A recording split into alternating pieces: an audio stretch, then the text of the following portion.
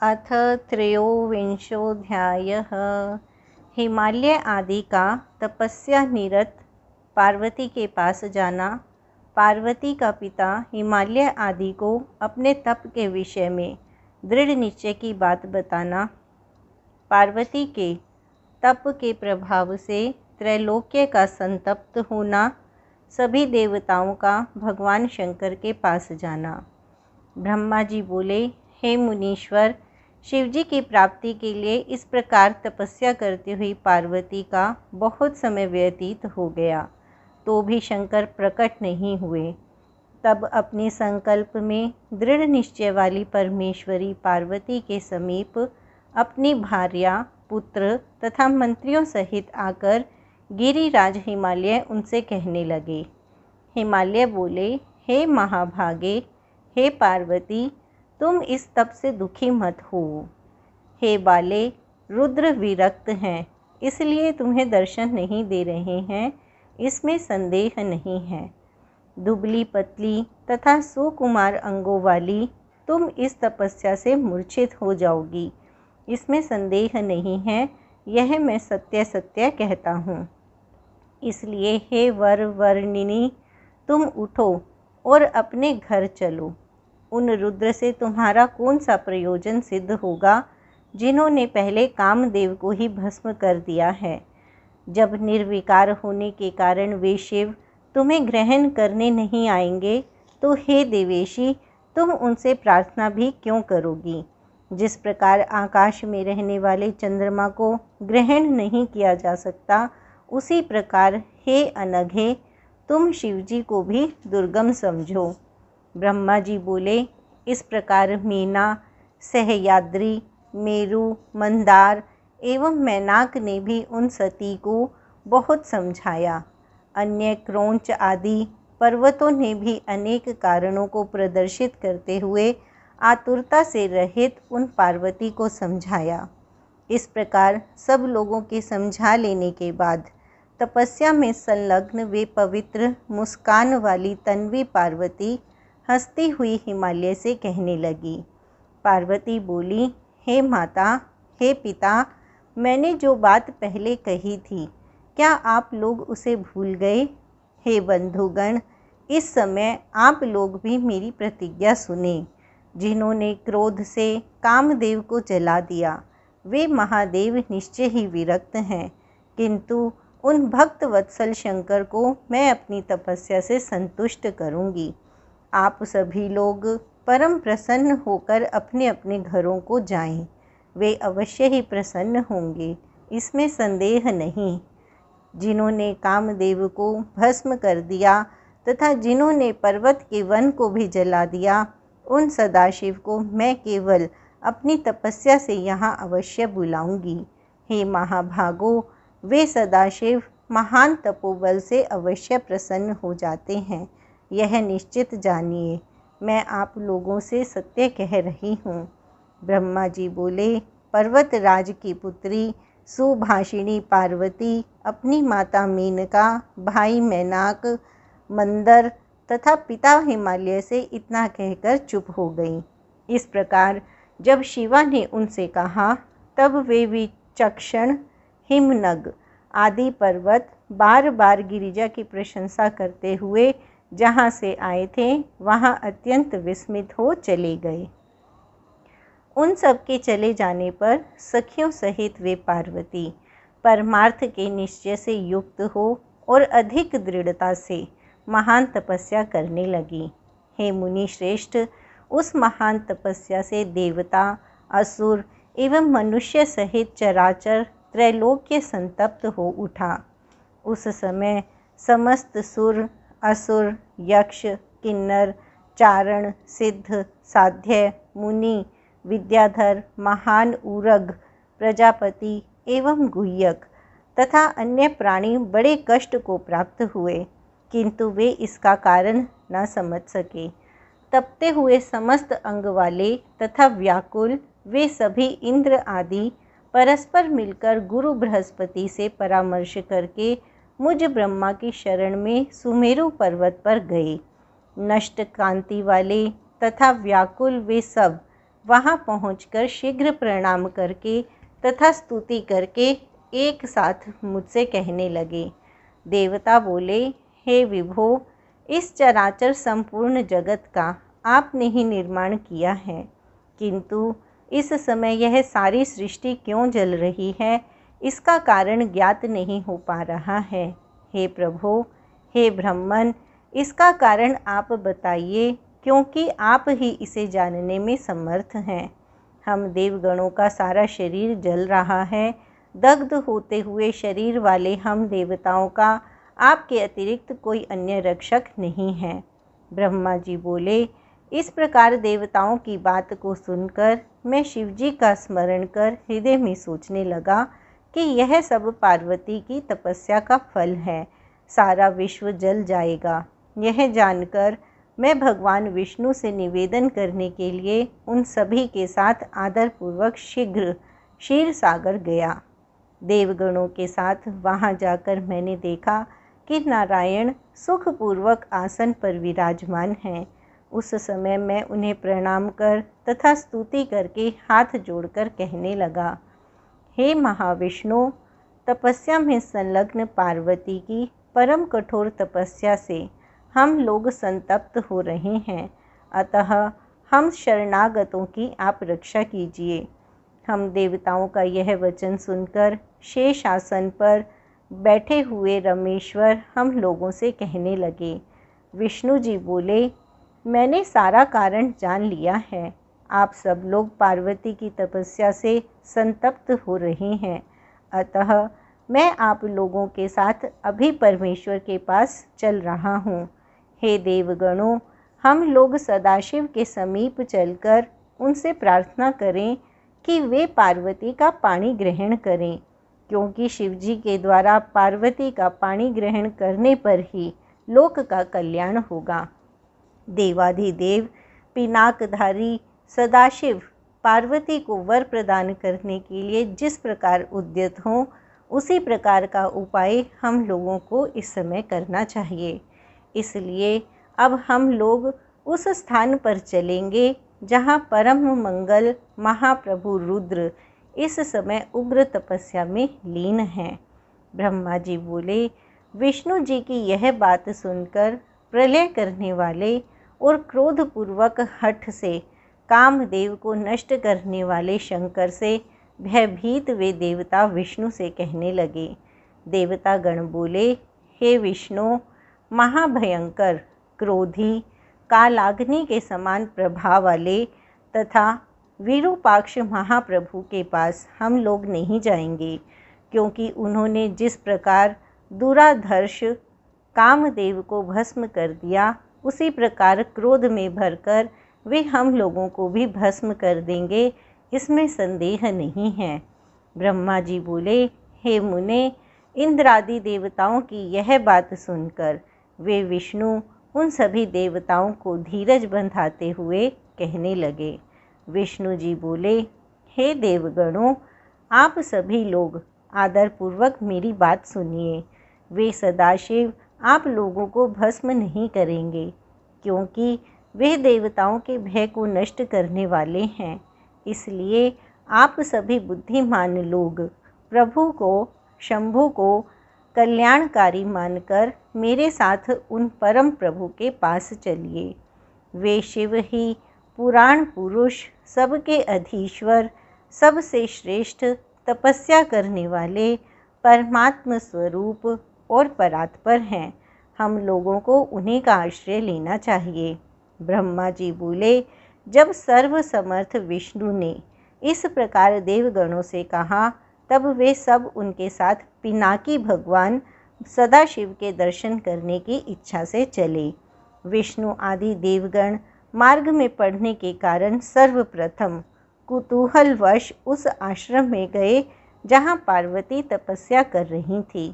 तदनंतर सभी देवताओं ने पार्वती का तप देखकर उनके तेज से व्यापृत हो तेजो रूप वाली तथा तप में अधिष्ठित उन जगदम्बा को प्रणाम किया। साक्षात सिद्धि का शरीर धारण करने वाली उन पार्वती के तप के प्रशंसा करते हुए वे देवगण वहाँ गए। जहाँ वृषध्वज थे। हे मुने, वहाँ पहुंचकर उन देवताओं ने सर्वप्रथम आपको शिव के समीप भेजा और वे स्वयं काम को नष्ट करने वाले भगवान शंकर को देखते हुए दूर ही स्थित रहे। उस समय हे नारद, विशेष रूप से शिव भक्त आपने निर्भय होकर शिवजी के स्थान पर जाकर शिवजी को प्रसन्न मुद्रा में देखा। हे मुने, तदनंतर लौटकर यत्नपूर्वक उन विष्णु आदि देवताओं को बुलाकर आप शिवजी के स्थान पर उन्हें ले गए। तदनंतर विष्णु आदि सभी देवताओं ने शिवजी के स्थान में जाकर प्रसन्न मन से उन भक्त वत्सल भगवान सदाशिव को सुखपूर्वक बैठे हुए देखा। वे योगासन लगाए हुए अपने गणों से घिरे थे। वे परमेश्वर रूपी शंकर साक्षात तपस्या के विग्रहवान रूप थे। तब विष्णु एवं मेरे साथ रहने वाले अन्य देव, मुनि तथा सिद्धगण उन परमेश्वर शिवजी को प्रणाम कर वेद एवं उपनिषदों के सूक्तों द्वारा उनकी स्तुति करने लगे। इति श्री शिव महापुराणे द्वितीयायां रुद्र संहितायां तृतीये पार्वती खंडे पार्वती सांत्वन शिवदेव दर्शन वर्णनम नाम त्रयोविंशोऽध्यायः। इस प्रकार श्री शिव महापुराण के अंतर्गत द्वितीय रुद्र संहिता के तृतीय पार्वती खंड में पार्वती सांत्वन शिवदेव दर्शन वर्णन नामक 23वां अध्याय पूर्ण हुआ। अथ चतुर्विंशोऽध्यायः। देवताओं का भगवान शिव से पार्वती के साथ विवाह करने का अनुरोध, भगवान का विवाह के दोष बताकर अस्वीकार करना तथा उनके पुनः प्रार्थना करने पर स्वीकार कर लेना। देवता बोले, कामदेव को विनष्ट करने वाले रुद्र देवता को नमस्कार है। स्तुति के योग्य तेजस्वी तथा त्रिनेत्र को बार बार नमस्कार है। शिपिविष्ट एवं भीमाक्ष को बार बार नमस्कार है। महादेव, प्रभु तथा स्वर्गपति को नमस्कार है। आप सभी लोकों के नाथ और माता पिता हैं। आप ईश्वर, शंभु, ईश, शंकर तथा विशेष रूप से दयालु हैं। आप ही सब जगत को धारण करते हैं। अतएव हे प्रभु, आप हम लोगों की रक्षा कीजिए। हे परमेश्वर, आपके अतिरिक्त और कौन दुख दूर करने में समर्थ है। ब्रह्मा जी बोले, हे नारद, उन देवताओं का यह वचन सुनकर परम कृपा से युक्त होकर नंदिकेश्वर शिवजी से निवेदन करने लगे। नंदिकेश्वर बोले, हे सूरवर्य, सिद्ध, मुनि, विष्णु आदि देवगण दैत्यों से पराजित एवं तिरस्कृत हो आपकी शरण में आए हैं और वे आपके दर्शन की इच्छा करते हैं। इसलिए हे सर्वेश, आप शरणागत हुए इन देवताओं तथा मुनियों की रक्षा कीजिए, क्योंकि आप विशेष रूप से दीन बंधु और भक्त वत्सल कहे गए हैं। ब्रह्मा जी बोले, इस प्रकार जब दयालु नंदिकेश्वर ने बार बार शिवजी से निवेदन किया, तब उन्होंने धीरे धीरे अपने नेत्र खोलकर समाधि का त्याग किया। उसके बाद समाधि से उपरत हुए वे महाज्ञानी परमात्मा शंभु सभी देवताओं से कहने लगे। शंभु बोले, आप सभी ब्रह्मा, विष्णु आदि सुरेश्वर मेरे पास किस लिए आए हैं? इस कारण को शीघ्र कहिए। ब्रह्मा जी बोले, शिवजी के इस वचन को सुनकर सभी देवता प्रसन्न हो गए और विज्ञप्ति के लिए विष्णु के मुख की ओर देखने लगे। तब शिव के परम भक्त तथा देवताओं के हितकारक विष्णु मेरे द्वारा कहे गए देवताओं के इस बहुत बड़े कार्य का निवेदन करने लगे। विष्णु जी बोले, हे शंभो, तारक से इन देवताओं को अत्यंत अद्भुत दुख प्राप्त हो रहा है। इसी कारण सभी देवता आपसे निवेदन करने यहाँ आए हुए हैं। हे शंभो, आपके द्वारा जो ओरस पुत्र उत्पन्न होगा, उसी के द्वारा तारकासुर का वध होगा। यह मेरा कथन अन्यथा नहीं हो सकता, हे महादेव, आपको नमस्कार है। आप इस बात का विचार कर देवताओं पर दया कीजिए। हे स्वामिन, तारकासुर से उत्पन्न इस महाकष्ट से देवताओं का उद्धार कीजिए। इसलिए हे देव, हे शंभो, आपको स्वयं गिरिजा का दाहिने हाथ से पानी ग्रहण करना चाहिए, क्योंकि गिरिराज हिमालय आपको पानी ग्रहण के द्वारा ही गिरिजा को प्रदान करना चाहते हैं, अतः आप उसे स्वीकार कीजिए। विष्णु के इस वचन को सुनकर योग में तत्पर भगवान शिव अत्यंत प्रसन्न हो गए और उनकी सद्गति के लिए उत्तम उपदेश करते हुए कहने लगे। शिवजी बोले, हे देवताओं, जब मैं सर्व सुंदरी गिरिजा देवी को स्वीकार करूँगा, तब सभी देवता, मुनि तथा ऋषि सकाम हो जाएंगे। फिर तो ये परमार्थ मार्ग पर चल ना सकेंगे। मेरे पाणी ग्रहण से ये दुर्गा मृत कामदेव को पुनः जीवित कर देंगी। मैंने सबकी कार्य सिद्धि के लिए ही कामदेव को जलाया है। हे विष्णु, ब्रह्मा के वचनानुसार ही मैंने यह कार्य संपादित किया है, इसमें संदेह नहीं है। हे देवेंद्र, आप इस कार्य की परिस्थिति में मन से तत्व का विचार करके मेरे विवाह का हठ छोड़ दीजिए। हे विष्णु, मैंने कामदेव को जलाकर देवताओं का बहुत बड़ा कार्य सिद्ध किया है। अब उचित यही होगा कि मेरे साथ समस्त देवगण सुनिश्चित रूप से निष्काम होकर निवास करें। हे देवताओं, जिस प्रकार मैं तपस्या करता हूँ, उसी प्रकार आप लोग भी सहज रूप से कठोर तप में निरत हो जाइए।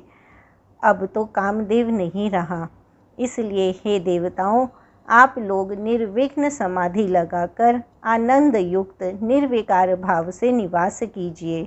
हे विधे, हे विष्णु, हे महेंद्र, हे मुनिगण, हे देवगण, आप लोगों ने पूर्व समय में कामदेव के द्वारा किए गए सारे कार्य को भुला दिया है, उन सब पर विचार कीजिए। हे देवताओं, पहले इस महाधनुर्धर कामदेव ने हठ से सभी देवताओं का ध्यान नष्ट कर दिया था। काम ही नरक का द्वार है। काम से क्रोध उत्पन्न होता है, क्रोध से मोह होता है और मोह से तप विनष्ट हो जाता है।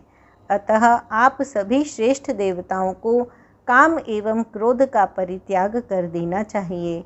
आप सभी को मेरी यह बात स्वीकार करनी चाहिए, क्योंकि मेरी बात कभी असत्य नहीं सिद्ध होती। ब्रह्मा जी बोले, हे नारद, वृषभ ध्वज भगवान महादेव जी इस प्रकार कहने के बाद विधाता, विष्णु, मुनिगण तथा देवताओं से उत्तर की प्रतीक्षा करने लगे। तब अपने गणों से घिरे हुए वे शंभु चुपचाप होकर समाधि में स्थित हो स्थाणु के समान अचल हो गए। वे शंभु अपने अंतःकरण में अपने निरंजन, निराभास, निर्विकार एवं निरामय स्वरूप का ध्यान करने लगे, जो सबसे परे, नित्य, निर्मम, विग्रह रहित, शब्दातीत, निर्गुण, ज्ञानमय, ज्ञानगम्य तथा परात्पर है। इस प्रकार अनेक जगत की सृष्टि करने वाले वे अपने परम रूप का चिंतन करते हुए ध्यान में स्थित हो परमानंद में निमग्न हो गए। उस समय विष्णु, इंद्र आदि सभी देवता शंकर जी को ध्यान में स्थित देखकर विनम्र होकर नंदिकेश्वर से कहने लगे।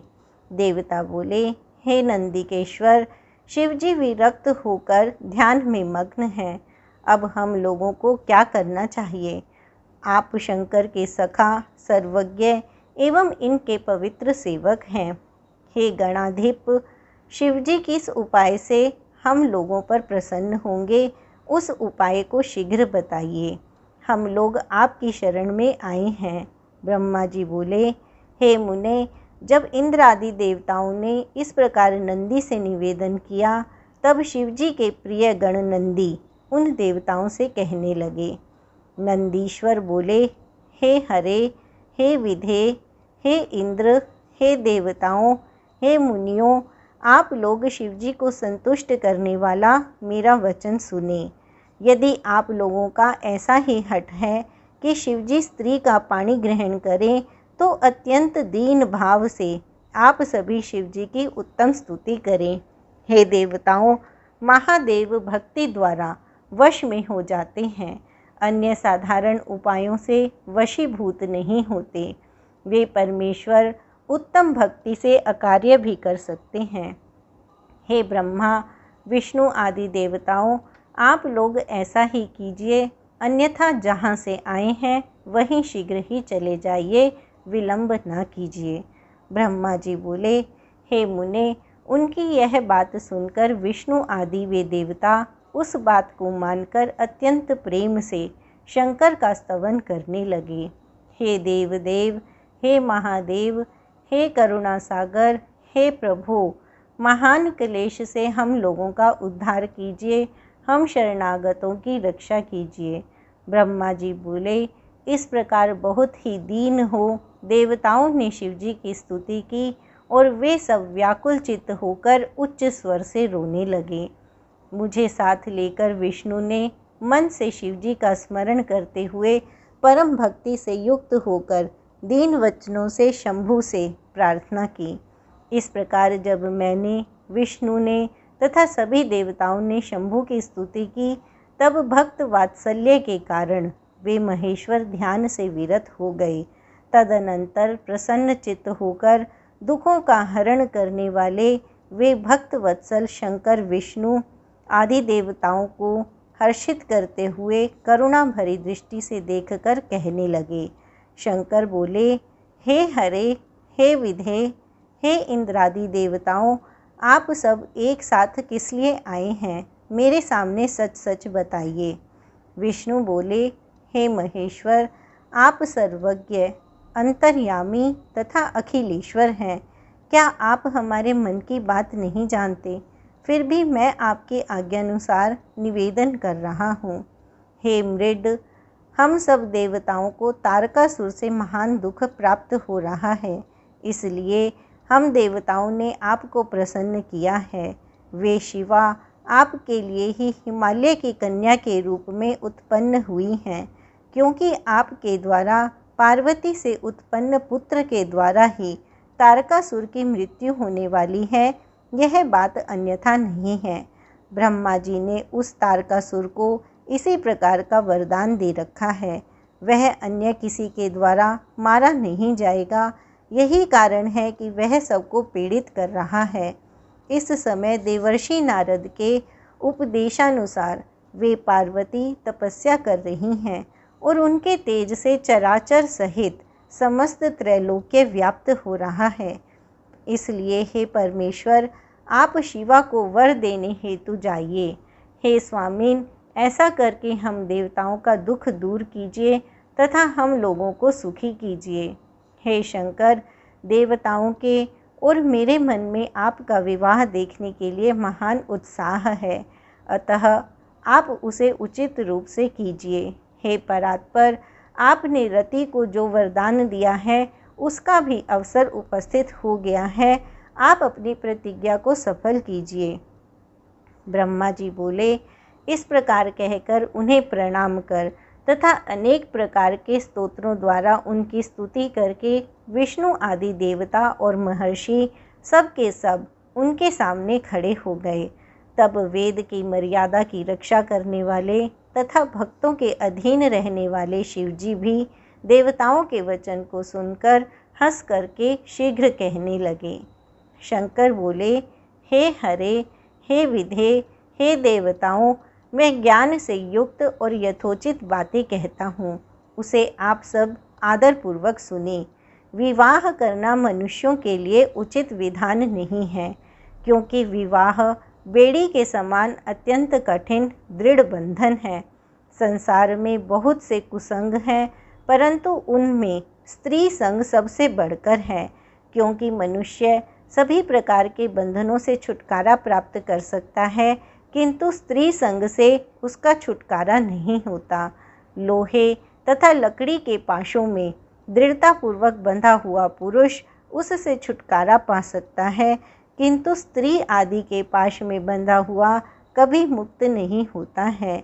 स्त्री संग से महाबंधनकारी विषय निरंतर बढ़ते रहते हैं। विषयों से आक्रांत मन वाले को स्वप्न में भी मोक्ष दुर्लभ हो जाता है। यदि बुद्धिमान पुरुष सुख प्राप्त करना चाहे तो विषयों को भली भांति छोड़ दे। जिन विषयों से प्राणी मारा जाता है वे विषय विष के समान कहे गए हैं। मोक्ष की कामना करने वाला पुरुष विषयी पुरुषों के साथ वार्ता करने मात्र से क्षण भर में ही पतित हो जाता है। आचार्यों ने विषय वासना को शर्करा से आलिप्त इंद्रायण फल के समान आपात मधुर कहा है।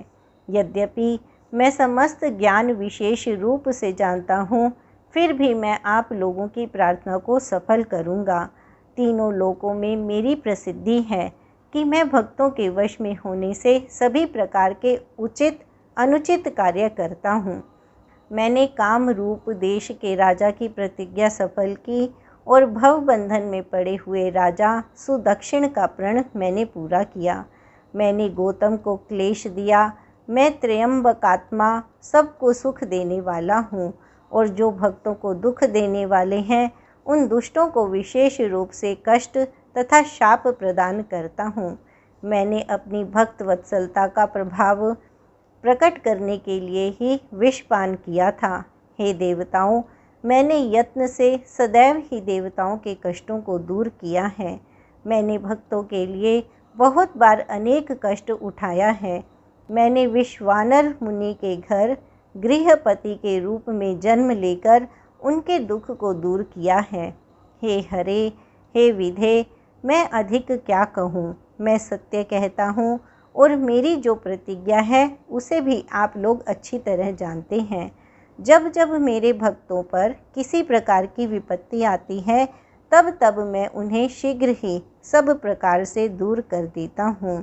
इस प्रकार तारकासुर के द्वारा जो विपत्ति आप लोगों पर आ पड़ी है उसे भी मैं जानता हूँ। उस दुख को भी मैं दूर कर दूँगा, यह मैं सत्य सत्य कह रहा हूँ। यद्यपि मुझे विवाह में कोई इच्छा नहीं है तो भी आप लोगों के लिए पुत्र उत्पन्न करने हेतु गिरिजा से विवाह करूँगा। हे देवताओं, अब आप लोग निडर होकर अपने अपने घरों को जाइए। मैं आप लोगों का कार्य सिद्ध करूँगा, इसमें संदेह नहीं करना चाहिए। ब्रह्मा जी बोले, हे मुने, ऐसा कहकर शंकर पुनः मौन धारण कर समाधिस्थ हो गए और विष्णु आदि समस्त देवता अपने अपने धामों को लौट गए।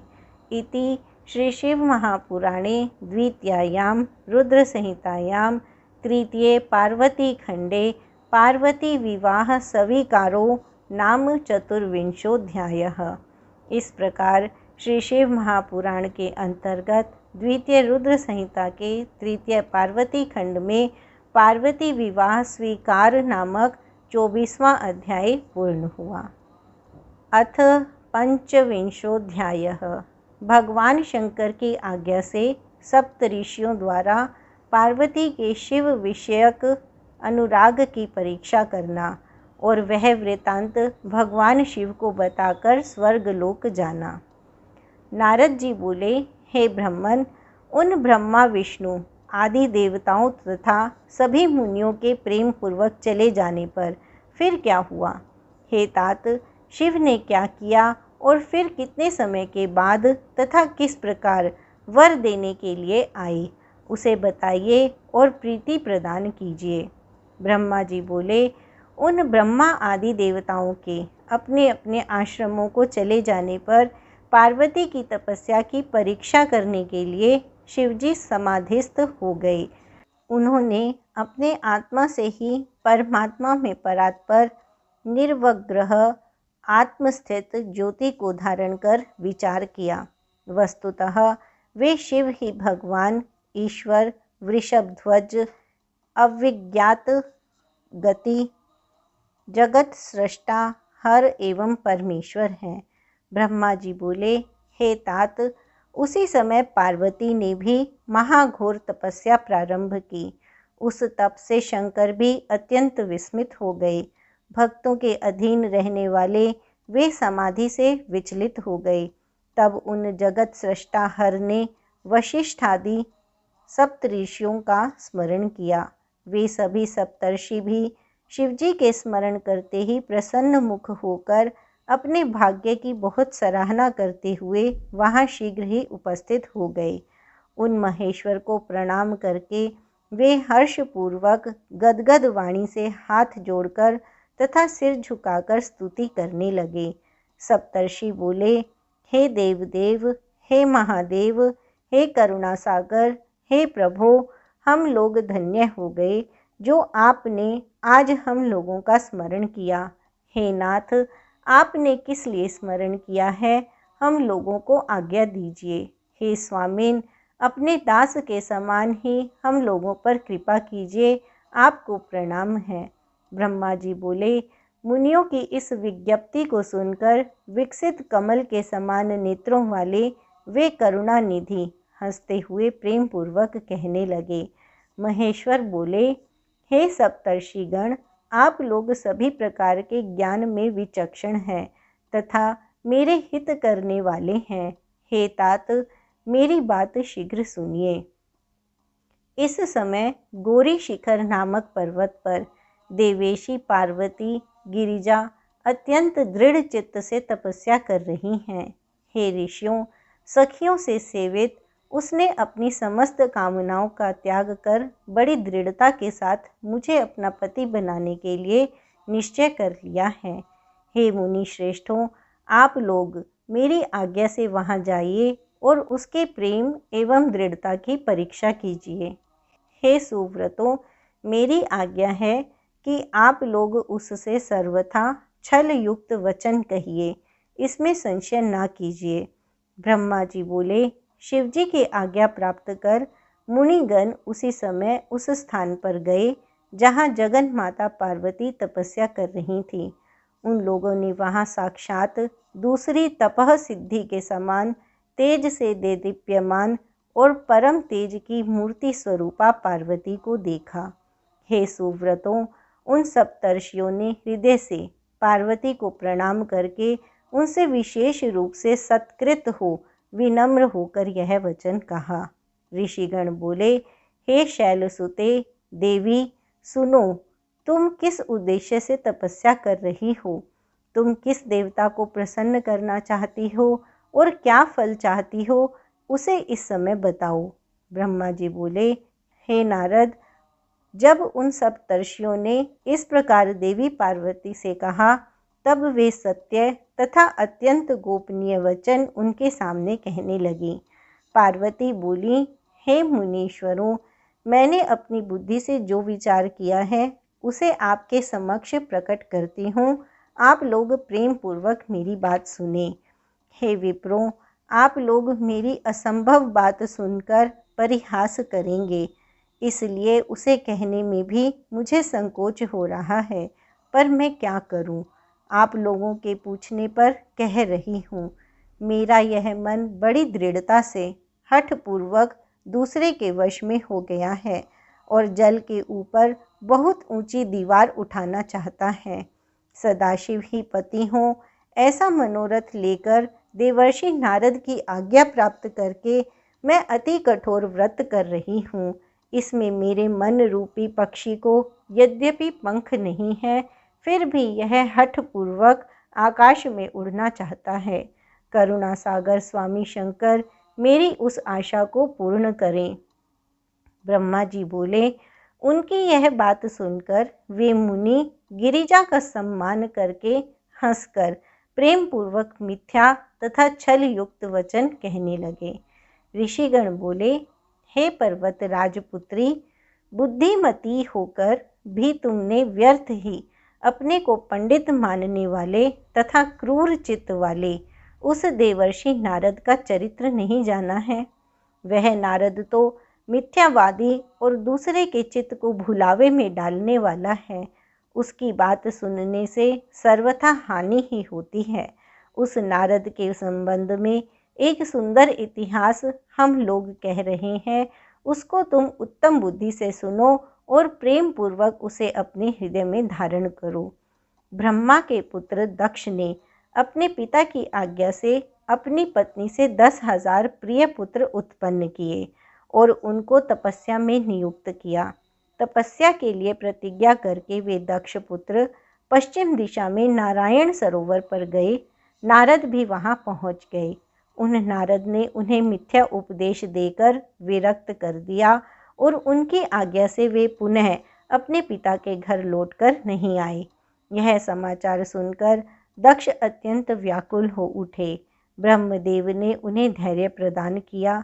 तदनंतर उन्होंने पुनः 1,000 पुत्र उत्पन्न किए और उन पुत्रों को भी तप कार्य में नियुक्त किया। वे भी अपने पिता की आज्ञा से वहीं तप करने के लिए गए। पुनः नारद वहां पहुंच गए और उन्हें भी अपना उपदेश दिया।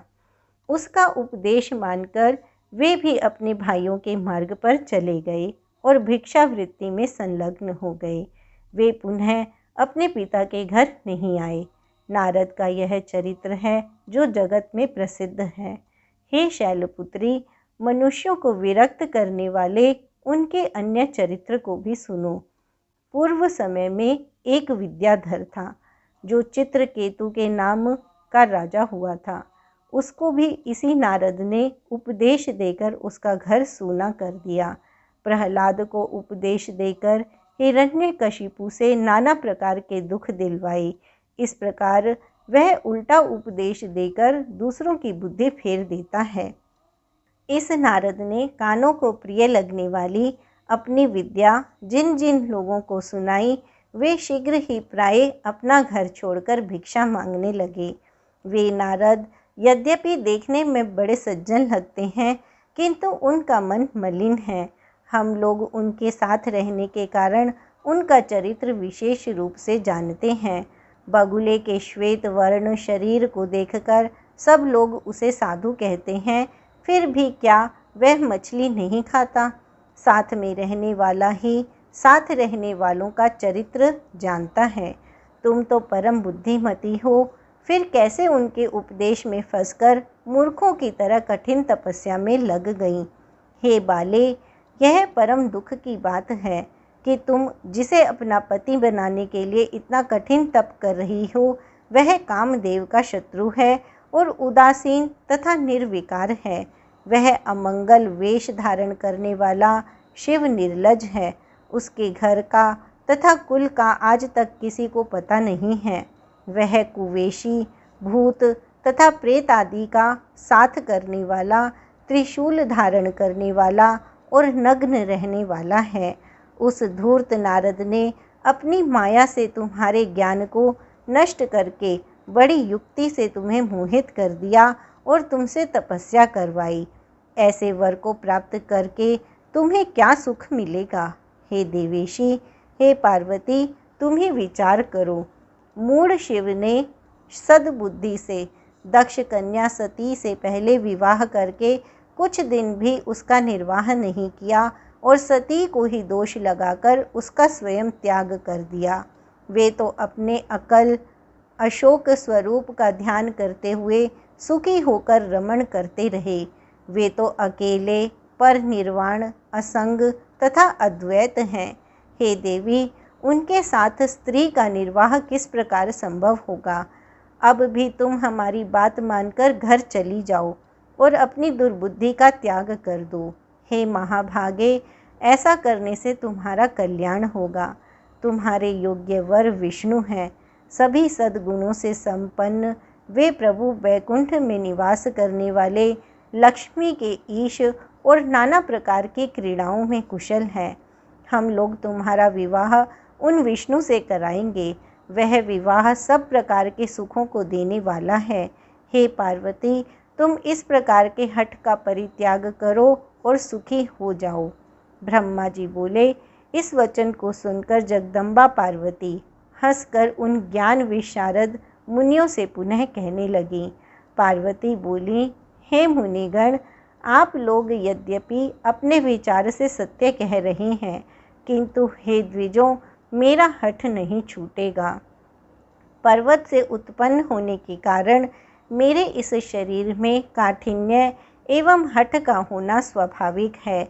ऐसा अपनी बुद्धि से विचार कर हे ब्राह्मणों, मुझे तपस्या से मना मत कीजिए। मेरे लिए नारद जी का वचन सर्वथा हितकर है। मैं उनका परित्याग कदापि नहीं करूँगी। वेद वेत्ता विद्वान कहते हैं कि गुरु का वचन कल्याणकारी होता है। जिन लोगों ने बुद्धि से यह निश्चित किया है कि गुरु के वचन सर्वदा सत्य हैं, उनको इस लोक तथा परलोक में सदैव सुख प्राप्त होता है। उन्हें कभी दुख होता ही नहीं। जिन लोगों के हृदय में यह विचार नहीं है कि गुरुओं का वचन सत्य होता है, उन्हें इस लोक एवं परलोक में दुख ही दुख होता है। उन्हें सुख कभी नहीं होता। हे ब्राह्मणों, गुरुओं के वचन का किसी प्रकार त्याग नहीं करना चाहिए, चाहे घर बसे अथवा उजड़े। यह हठ मुझे सदा सुख देने वाला है। हे मुनि सत्तमों, आप लोगों ने जो वचन कहा है उस विषय में मैं संक्षेप में अपना विचार प्रकट करती हूँ। आप लोगों ने जो विष्णु को सर्वगुण संपन्न, वैकुंठ में विहार करने वाला तथा सदाशिव को निर्गुण एवं निर्विकार कहा है, वह सत्य ही है। इसका कारण मैं आप लोगों को बताती हूँ। शिव पर ब्रह्म एवं विकार रहित हैं। वे भक्तों के लिए ही शरीर धारण करते हैं। वे प्रभु कभी भी सांसारिक प्रभुता दिखाने की इच्छा नहीं करते। अतः परमानंद शंभु अवधूत स्वरूप से परमहंसों की प्रिय गति धारण करते हैं। माया में लिप्त रहने वालों को ही भूषण आदि में अभिरुचि होती है। ब्रह्म को किसी प्रकार की कोई अभिरुचि नहीं होती। वे सदाशिव प्रभु निर्गुण, अज्ञेय, माया रहित, अलक्ष्य गति एवं विराट हैं। हे द्विजों, धर्म, जाति आदि के द्वारा ही शंभु का अनुग्रह नहीं होता है। मैं तो गुरु के अनुग्रह से ही शिव को तत्वपूर्वक जानती हूँ। हे ब्राह्मणों, यदि शंकर मेरे साथ विवाह नहीं करेंगे तो मैं सर्वदा अविवाहित रहूँगी। यह मैं सत्य सत्य कहती हूँ। चाहे सूर्य पश्चिम दिशा में उदय हो, सुमेरु चलायमान हो जाए, अग्नि शीतल हो जाए, पर्वत पर कमल खिलने लगे, किंतु मेरा हठ नहीं डिगेगा। यह मैं सत्य कहती हूँ। ब्रह्मा जी बोले। यह कहकर और उन मुनियों को प्रणाम करके वे पार्वती विकार रहित चित्त से शिवजी का स्मरण कर मौन हो गईं। तदनंतर ऋषियों ने भी पार्वती का यह निश्चय जानकर उनकी जय जयकार की और उन्हें उत्तम आशीर्वाद प्रदान किया। हे मुने, शिवा की परीक्षा करने वाले वे मुनिगण उन देवी को प्रणाम करके प्रसन्न चित्त होकर शीघ्र ही शिव स्थान को चले गए। वे लोग वहां जाकर शिव को प्रणाम करके उस वृतांत का निवेदन उनकी आज्ञा प्राप्त करके आदरपूर्वक स्वर्ग लोक को चले गए। इति श्री शिव महापुराणे द्वितीयायां रुद्र संहितायां तृतीये पार्वती खंडे सप्तर्षिकृत परीक्षा वर्णनम नाम पंचविंशोऽध्यायः। इस प्रकार श्री शिव महापुराण के अंतर्गत द्वितीय रुद्र संहिता के तृतीय पार्वती खंड में सप्तर्षिकृत परीक्षा वर्णन नामक 25वां अध्याय पूर्ण हुआ।